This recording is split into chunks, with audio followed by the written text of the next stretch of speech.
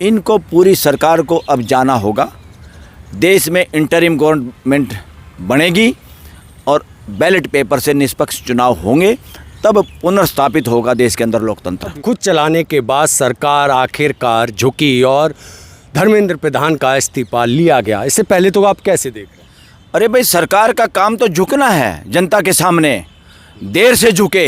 ये गुंडागर्दी की उन्होंने, बदमाशी की, चोरी और छीनाजोरी की, इतना समय बर्बाद किया देश का, युवाओं का। इसलिए गुंडागर्दी का अंत हुआ। ये स्टार्टिंग है, एंड होगा जब प्राइम मिनिस्टर का इस्तीफा होगा। प्रधानमंत्री का इस्तीफा मांग तो एक थी ना धर्मेंद्र प्रधान। अरे वो मांग थी, वो शुरुआत थी। आप युवाओं से भी पढ़ो, ये तो एक विकेट करी है। सारी विकेट भ्रष्टाचारी हैं। सभी विकेटों को देश के हित में गिराना जरूरी है। तो जिस तरह से जो आज भी जिस तरह से माहौल ख़राब हुआ, सुबह सुबह आंसू गैस दागी गई, तो फिर क्या लग रहा है, किस तरह का माहौल बन रहा था? अब सबसे पहले इस्तीफा मांगना चाहिए अमित शाह का। वो काबिल ही नहीं है, उसका व्यवहार गुंडे जैसा है। देश उसको गुंडा बता रहा है। मैं उससे सहमत हूँ।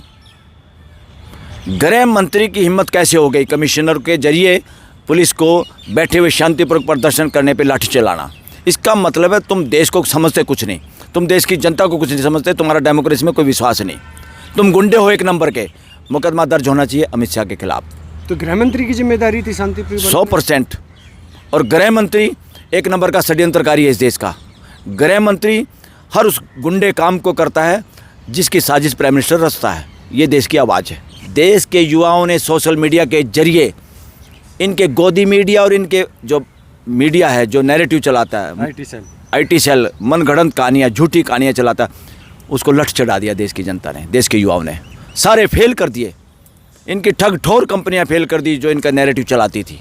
सारा गोदी मीडिया के आने वाली सरकार में इन सारे जिन्होंने देश का साथ नहीं दिया, गलत नैरेटिव चलाए हैं, इन सब पे मुकदमे होंगे, इनके लाइसेंस रद्द होंगे। लेकिन मलिक साहब, आप जानते हैं देश में हर किसी को एक अच्छे प्रधानमंत्री की ज़रूरत रहती है, लेकिन जब हम बच्चों को देख के ही बच्चों की तरह अगर प्रधानमंत्री रीलबाजी करने लगे तो क्या लगता है कि ये कोई क्या? अरे इतिहास में जब लिखा जाएगा ये 12 साल प्रधानमंत्री रहा और एक प्रेस कॉन्फ्रेंस नहीं कर पाया, एक करने की कोशिश की पहले, उसमें भाग गया, पानी पी के पसीना आ गया, इसको हार्ट अटैक होने वाला था। तो दुनिया के हमारे अगली पीढ़ी सच नहीं मानेंगी इस बात को। चाहे आप बताते रहना कैसा हुआ था, अगली पीढ़ी मानेंगे झूठ है। ऐसा नकली आदमी कैसे हो सकता है देश का प्राइम मिनिस्टर? ऐसे आदमी को देश कैसे बर्दाश्त कर सकता है? ऐसा फ्रॉड प्राइम मिनिस्टर कैसे हो सकता है इंडिया जैसे डेमोक्रेसी का? इसलिए इसकी तो सच्चाई को भी लोग नहीं मान पाएंगे। लेकिन जंतर मंतर से अब लोग कह रहे हैं कि जो नितिन गडकरी हैं और भी बहुत सारे लोग हैं जो सही से काम नहीं कर पा रहे हैं। सारी मेजॉरिटी नकारा लोगों की है, नकारा लोगों की, ठग लोगों की, भ्रष्ट लोगों की। इनको पूरी सरकार को अब जाना होगा। देश में इंटरिम गवर्नमेंट बनेगी और बैलेट पेपर से निष्पक्ष चुनाव होंगे, तब पुनर्स्थापित होगा देश के अंदर लोकतंत्र। क्या जो यूथ, मैं बता रहा हूँ, अब केवल ये नहीं जाएंगे, अब देश के जज भी जाएंगे। जज भी? यस। आगामी दिनों में जिस जज ने सरकार का फेवर किया, लोगों की बात नहीं सुनी, बकवास की कोर्टों में, उनको बिना इम्पीचमेंट देके जनता इतना प्रेशर बनाएगी, उनको इस्तीफे देके भागना पड़ेगा। तो जज साहब ने तो बोल दिया ना कि कोई भी कोर्ट की रील नहीं, वो वीडियो नहीं चलाएगा, कुछ नहीं चलाएगा। कोई नहीं मानेगा इनकी बात। यही तो बात थी जो नेपाल की सुप्रीम कोर्ट में चढ़ाई कर दी थी देश ने। ये जो बकवास, मैं बार बार इनको चेतावनी दे रहा हूँ, ये मूर्खता मत करो। ये लोगों के मुकदमों के जरिए इस तरह की बात, लोग यहाँ तक कह रहे हैं इस तरह के मुकदमे डलवाती है सुप्रीम कोर्ट कई बार। तो अगर इस तरह की हरकतें करें, अरे डेमोक्रेसी में तो everything is in public domain. जनता से छुपाना चाहते हैं चीज़ों को। वो चोर हैं सब जो जनता को बोलने से रोकना चाहते हैं या उनसे डरते हैं। वो चोर और भ्रष्ट हैं, वो काबिल लोग नहीं हैं। आगे के इस आंदोलन का आगे अब क्या होगा? क्या ये ख़त्म हो जाएगा या फिर आगे? नो, ये तो आंदोलन की शुरुआत है। शुरुआत है? यस। सैल्यूट है देश के लोगों को।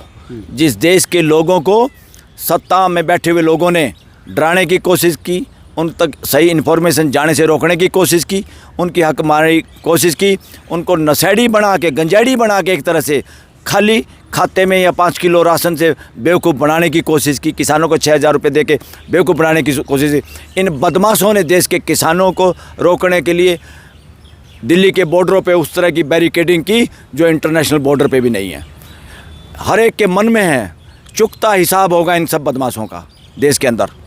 इसलिए तो लोगों को, बच्चों को भी तो बोला गया ना कि ये बच्चे नहीं है, स्टूडेंट नहीं है, ये पाकिस्तानी एजेंट वगैरह वगैरह। ये बहुत घटिया प्राइम मिनिस्टर है, बहुत ही नीच प्रवृत्ति का प्राइम मिनिस्टर है, बहुत ही नीच प्रवृत्ति का गृह मंत्री है। और ज़्यादातर इस प्रवृत्ति के लोग हैं जो हमारे बच्चों को आप बता सकते हैं ये एंटी नेशनल है। और पीयूष गोयल जैसा 3rd रेटेड आदमी, घटिया आदमी, भ्रष्ट आदमी, वो बता रहा है वैसा ही हाल कर दो। अरे दिखाओ हिम्मत जिसमें ऐसा हाल करने की, मिलोगे नहीं तुम यहाँ पर। देश का ऐसा हाल कर दो जो गुजरात में किया था, करके दिखाओ। देश को तुमने बांट बांट के किया था कि मुसलमानों को मरवाओ और हिंदुओं को नाम पे सरकार बनाओ, और फिर हिंदुओं की वोट की जरूरत नहीं, ईवीएम में गड़बड़ करो और बने रहो सत्ता में हिंदू के नाम पे। ये साजिश थी इनकी, करके दिखाओ अब। लेकिन ये बच्चे जो यूथ था ये बटा नहीं चाहिए, इन्होंने पूरा प्रोपेगेंडा लगा लिया। इसीलिए तो मैच्योर, हमारे युवा मैच्योर हो गए हैं, नेताओं से ज़्यादा मैच्योर हैं ये। और क्या, ये षड्यंत्रकारी नहीं हैं। नेता ज़्यादातर षड्यंत्रकारी हैं, उनको सिर्फ सत्ता चाहिए। सत्ता में नहीं है तो बीजेपी के साथ जुगाड़ करके भी अपना काम निकाल रहे थे, और ठग ठोर इकट्ठे हैं सारी अपोजिशन पार्टियों में। अब देखिए लीगल सेल का चेयरमैन किसको बनाया? एक सिंघवी को, मनु सिंघवी वकील को। जो वकील किसी महिला वकील को जज बनाने के चक्कर में अपने चैम्बर में उसके साथ बदसलूकी करता हुआ पकड़ा गया कैमरे पे, वो तो हाई कोर्ट में जुगाड़बाजी से इनको स्टे हो गया। वो वीडियो पूरे देश के वकीलों ने देखी, देश ने देखी। ऐसे गंदे चरित्रहीन आदमी को ये लीगल सेल का अध्यक्ष बनाते हैं, कैसे होगी कांग्रेस का पुनः उत्थान, कैसे होगा? इसी तरह सारी पार्टियों में है। अब दिखाई देने लग जाएंगे सारी पॉलिटिकल पार्टियों के नेता जो चोर उचक्के हैं, चाहे वो उनके लीगल सेल के लोग हों या कोई, अब इकट्ठे होने लग जाएंगे। उनको लगता है अब देश में परिवर्तन होगा, सरकार आएगी, फिर मलाई खाना। इनसे जो काम कांग्रेस नहीं कर पाई थी अभी तक, किसी का इस्तीफा नहीं ले पाई, एक लड़का अमेरिका से आता है, एक मीम बनाता है और उसने धर्मेंद्र प्रधान तक की कुर्सी हिला के रख दी पूरी मोदी सरकार की। वो लड़का नहीं था, वो देश की भावना थी, वो देश की भावना का प्रतीक था उस वक़्त। और जुड़ाव जितने और लोगों का हुआ पूरे देश का, 2-2.5 करोड़ युवाओं ने जुड़ाव इमीडिएट किया।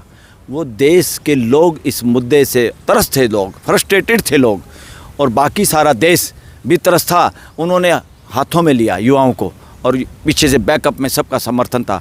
कौन सा फॉरेन फंडिंग, शर्म आई इनको, खुद कहना पड़ा कि कोई फॉरेन फंडिंग नहीं है। सरकार के मंत्री संतरियों को कहना पड़ा, इनको डंडा फिट किया।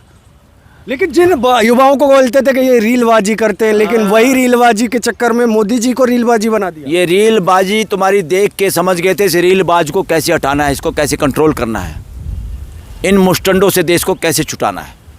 देश तैयार है, मुस्टंडों का इलाज होगा, भ्रष्टाचारियों का एक एक हिसाब होगा, और देश में व्यापक सुधार होंगे। शिक्षा से लेके, चिकित्सा से लेके, जुडिशियल सिस्टम में अब कॉलेजियम का अधिकार नहीं रहेगा। कॉलेजियम को जूते मारेंगे देश, हम मारेंगे सब लोग मिलके। तो पूरी तरह से कॉलेजियम को जूते मारेंगे, मास्टर ऑफ रोस्टर को धक्का देंगे, मास्टर ऑफ रोस्टर सिस्टम ख़त्म करेंगे। तो मतलब पूरे रिफॉर्म की ज़रूरत है। बिल्कुल बिल्कुल। किसी की जेब में, डेमोक्रेसी जनता की जेब में होती है, किसी अरे गहरे नत्थु प्यारे एक आदमी के जेब में नहीं हो सकती।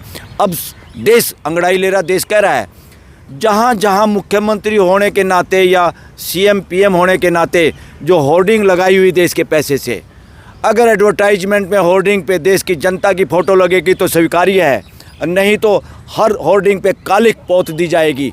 और मैं युवाओं से भी आह्वान करता हूँ, इस तरह से देश के अंदर हीरोइज़्म या इस तरह से राजशाही की तरह एक आदमी की फ़ोटो लगा के, और सुप्रीम कोर्ट ने भी उसको अलाउ किया, दैट इज़ आल्सो नॉनसेंस। उस पर सबको कालिक पोतने की ज़रूरत है देश में। और ये आवाज़ है, उस आवाज़ के मैं रिफ्लेक्ट कर रहा हूँ। ऐसा युवा हमें बताते हैं, तैयार हैं इस काम के लिए, और ये काम करने का है। ठीक है, थैंक यू।